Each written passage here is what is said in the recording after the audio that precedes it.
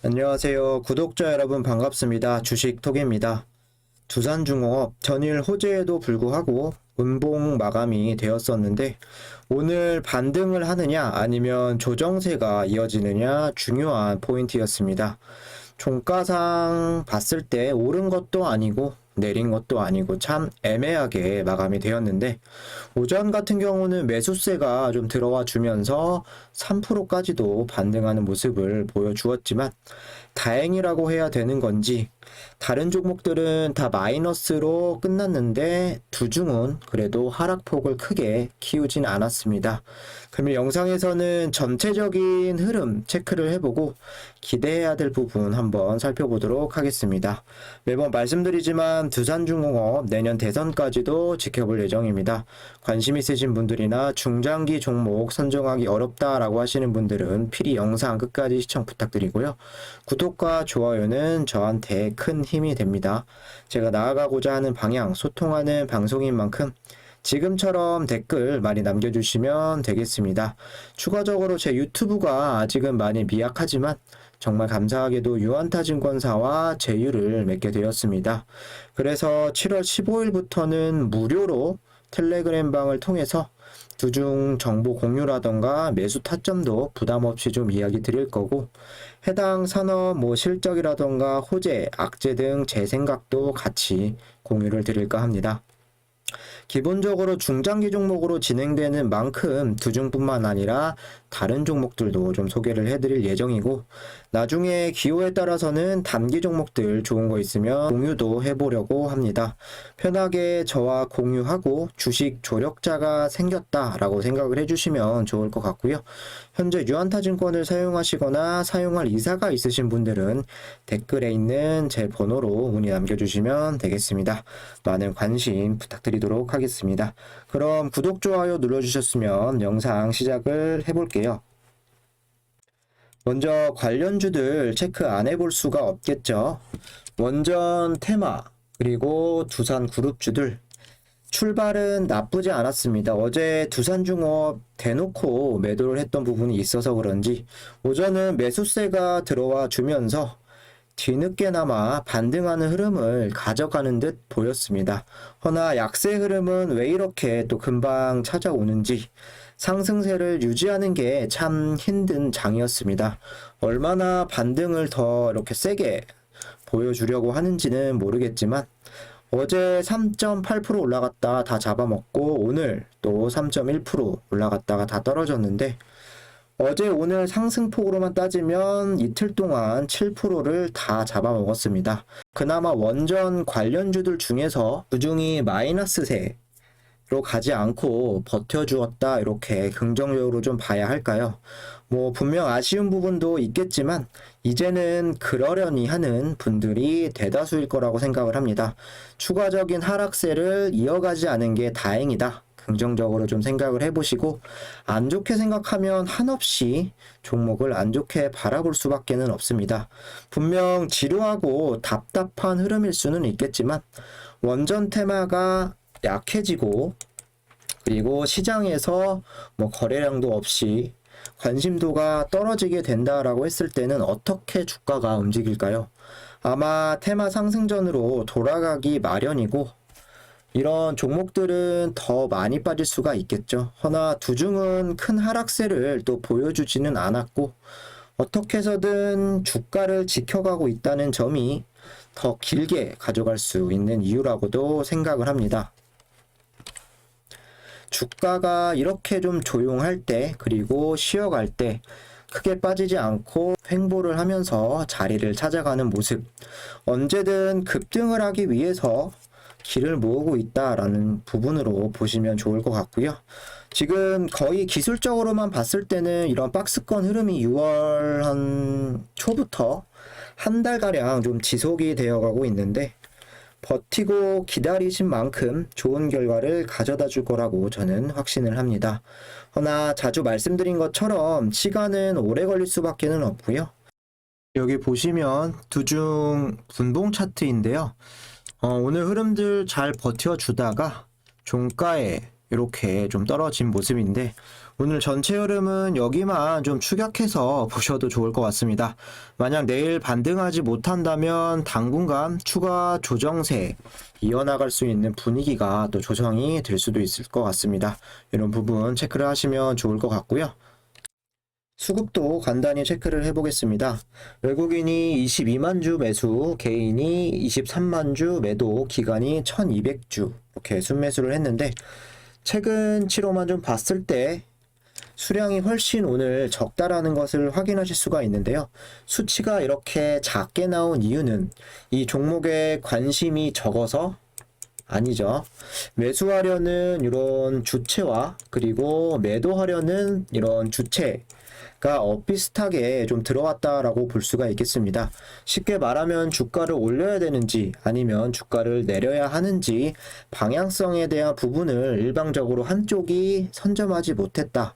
주가는 결국엔 3% 올랐다가 다시 3% 빠졌죠. 보합권으로 마무리가 되었다라고 볼 수가 있겠습니다. 그렇기 때문에 내일 방향이 상방이다 또는 하방이다라에 따라서 이번 주 흐름이 어떻게 움직일지도 지켜봐야 할 것 같습니다. 여전히 금융투자는 오늘 3,600주 정도 좀 나갔는데 다른 기관, 보험, 투신, 기타금융, 연기금, 그리고 기타 법인 같이 할 마음은 없는 모양입니다. 프로그램 매수세도 한번 확인을 해볼 건데요. 어제 일방적으로 프로그램 매도세가 매수세보다 훨씬 많았죠. 340만 주가 나갔고 69만 주가 들어와서 거의 순매도 마이너스 274만 주가 나갔었는데 오늘은 매도세가 107만 주 정도 그리고 매수세가 145만 주 격차가 벌어지진 않았다라고 볼 수가 있겠습니다. 약 38만 주 정도 프로그램 매수가 순매수 되었다라고 볼 수가 있는데 어제는 이만큼 나갔고 오늘은 약 순매수를 한 모습입니다. 전체적으로 외인이라던가 또 프로그램 그리고 선도 세력이 오전에는 집중 매수 이렇게 하다가 오후에는 많이 비슷해졌다라고 해석을 할 수도 있고 이 정도 수급에서도 주가의 움직임은 결국 보합권으로 마무리가 되었다. 오늘은 매집만 하고 쉬어가는 흐름이었다라고 볼 수가 있겠습니다. 내일 흐름 체크해 보시면 좋을 것 같고요. 이런 부분들 나중에 좀 텔레그램 혹여나 들어오시면은 또 체크해서 알려드리도록 하겠습니다. 그럼 우리가 기대해야 될 부분, 우리가 단기적으로 기다려야 하는 부분은 어떤 게 있을까요? 체코 수주라던가 아니면 폴란드 수주 최근에는 이집트 관련 이야기도 좀 들려오는데 어쨌든 원전 수출에 대한 이런 진전된 내용 아니면 웨스팅하우스가 국내와 협력을 해서 두산중공업이 거기에 포함이 되었다 이런 내용들이 될 수가 있고요.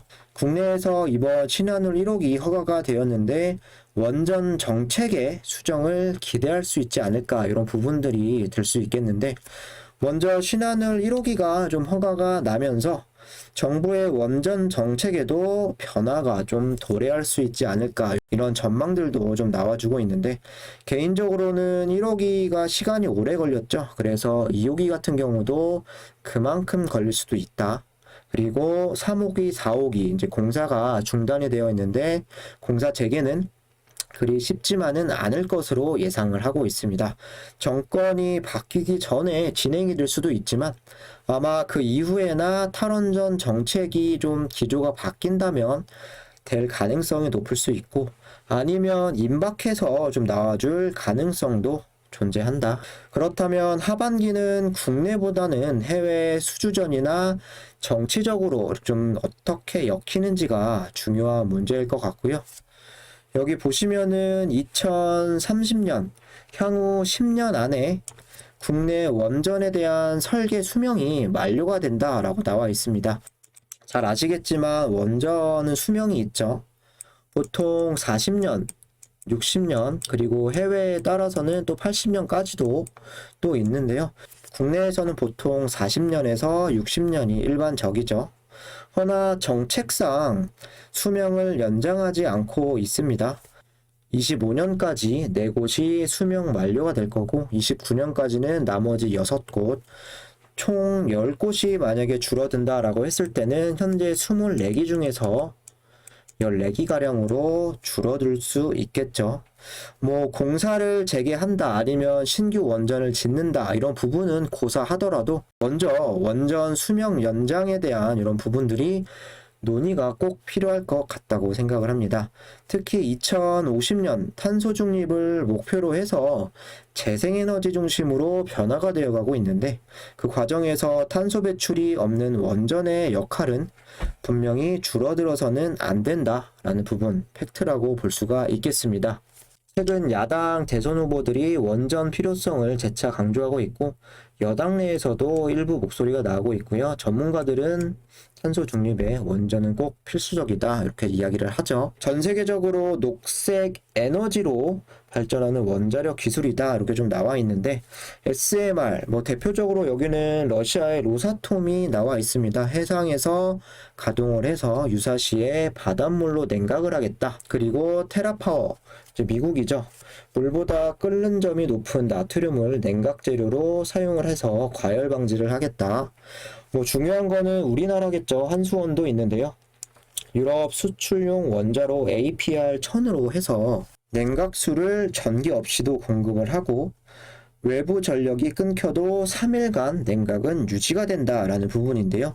원자력에서 가장 무서운 게 전력이 나가는 부분이죠.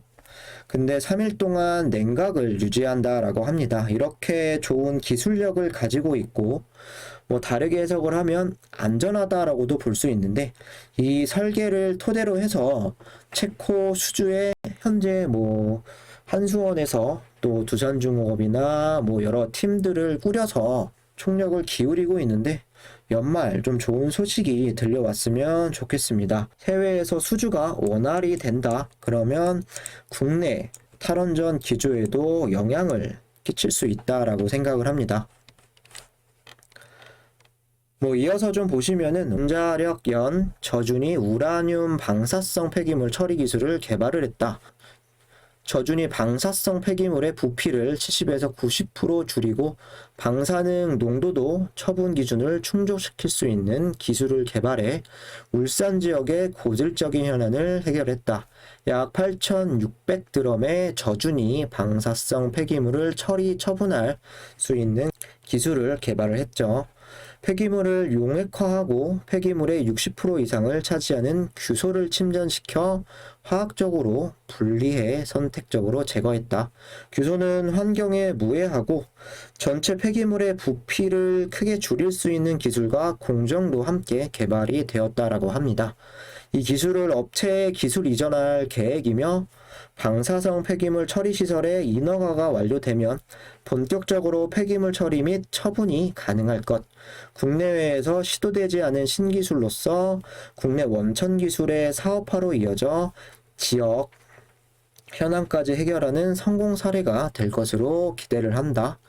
뭐 좋은 내용이겠죠. 그동안 국내에서 핵 폐기물, 방사성 폐기물을 처리하기 위해서 우라늄이 포함된 촉매제를 사용해왔다라고 하는데 무려 7년 만에 연구 끝에 이런 기술을 또 개발했다라고 합니다. 원전을 사용하고 나오는 또 골치 아픈 핵 폐기물 안전하게 처리할 수 있다라는 점은 원전에 있어서 상당히 이점이 될 수 있을 것 같습니다. 아직은 상용화 초기 단계이기는 하지만 핵 폐기물들을 어떻게 처리를 할 거냐, 안전은 누가 보장을 해줄 거냐, 반대 의견들이 상당히 많았죠. 이런 의견들도 당연히 안전의 문제에 있어서 당연한 거라고 생각을 하지만 이런 부분으로서 좀 잘 대화가 되고 상용화가 되었으면 좋겠습니다. 여기서 더 발전을 이룬다라고 했을 때는 여기 울산 지역이라고 나와 있지만 이 지역뿐만 아니라 원전의 발전소가 있는 주변 더 안정적으로 이런 기술로서 처리를 할 수가 있고 나아가서는 국내 원전으로 인해서 나오는 핵 폐기물도 좀 안전하게 처리만 될 수가 있다라고 한다면 더 우호적인 분위기를 연출할 수 있다고도 생각을 합니다. 오늘은 기술적 분석은 좀 간단하게 할 겁니다. 23,000원 그리고 27,000원 이렇게 박스권 흐름을 유지를 해왔었는데 여기를 위로 벗어나든 아래로 벗어나든 이렇게 벗어나기 전까지는 단타를 치는 거 아닌 이상 크게 대응할 필요는 없다라고 생각을 합니다. 내일 반등을 시도하느냐 아니면 오늘 종가처럼 또 내려가느냐 체크를 해보시면 될 것 같고요. 현재 흐름상 상당히 지루할 수는 있겠지만 뭐 원전도 그렇고 새로 이제 시작하는 신재생 에너지나 뭐 여기서 얻을 수 있는 SMR 등등등 굉장히 여러 가지가 많습니다. 회사 자체적으로 안정화를 꾀하는 시점이기 때문에 두산중공업은 기대감을 계속 살려나갈 수 있다는 게 정말 큰 장점이라고 생각을 합니다. 분명 시간은 걸릴 수밖에는 없지만 대응 잘 하시고 멘탈적으로 문제없이 버틴다라고 한다면 두산중공업은 틀림없이 돈을 벌어다 줄 수 있다라고 생각을 하고요. 그때까지는 강력 홀딩을 하시고 오늘도 좀 실망했던 이런 장 고생 많으셨습니다. 이상으로 영상 마무리하도록 하고 내용이 유익하셨다라고 하시는 분들은 구독과 좋아요 한 번씩 부탁드리도록 하겠습니다. 감사합니다.